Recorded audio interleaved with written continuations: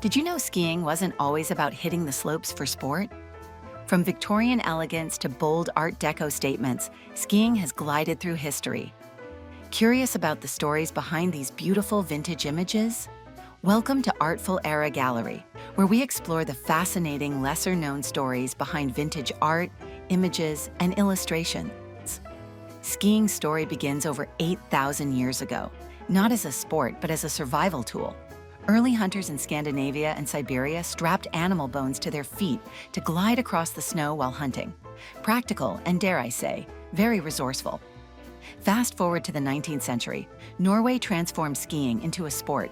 With ski races and festivals, it wasn't long before European elites embraced skiing as the ultimate winter pastime. Picture this: alpine resorts, glamorous outfits, and a lot less survival and a lot more leisure. Now, let's explore how skiing became a blend of fashion, sport, and art. In the late 19th century, skiing for women was, well, a bold statement, and early pioneers often faced criticism for engaging in such unladylike activities. Victorian skiwear wasn't exactly practical: corseted tops, flowing skirts, and elegant hats. Because nothing says sport like a full-on fashion parade. It was less about speed and more about looking chic while taking a gentle glide on the slopes. You can almost hear them saying, "Let's glide, darling, but without sweating too much." As we enter the early 20th century, skiing offered women a chance to break free from restrictive roles. The slopes became one of the few places where women could embrace freedom of movement, both literally and figuratively. Enter the Roaring '20s. Skiing became a symbol of leisure, and women traded heavy skirts for breezier, shorter styles, with the bold lines and minimalism of Art Deco. That scarf, though, was it for warmth or just a dramatic effect? Either way, we love it. By the 1920s, magazines like La Vie Parisienne were capitalizing on the growing popularity of skiing.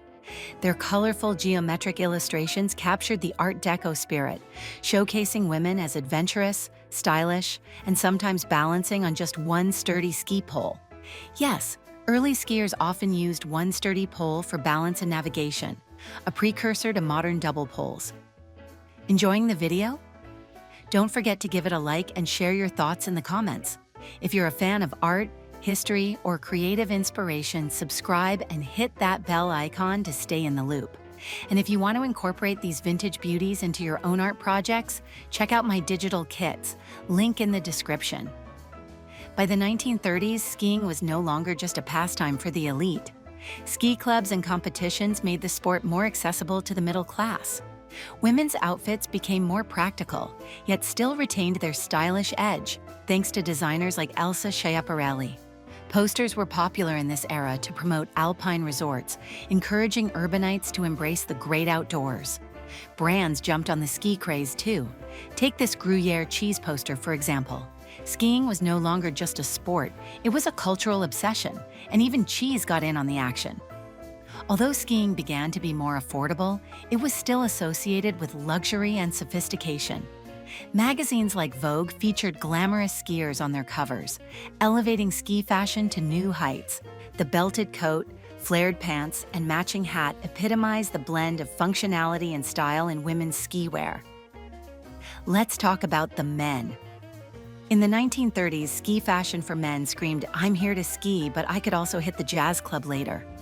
Double-breasted jackets, tailored trousers, and dashing scarves, they brought elegance to the slopes. Ski resorts in the 1930s were the place to see and be seen. Skiing was as much about mingling as it was about the sport. Après-ski culture was born here, where mingling over hot chocolate or cocktails was as important as skiing itself. Across the Atlantic in the United States, the 1930s saw the rise of ski resorts and bold advertising campaigns like those from Life magazine. They encouraged Americans to embrace winter sports. And that's the story of skiing, an incredible journey from survival tool to glamorous sport and cultural phenomenon. Thank you for watching, and I'll see you next time.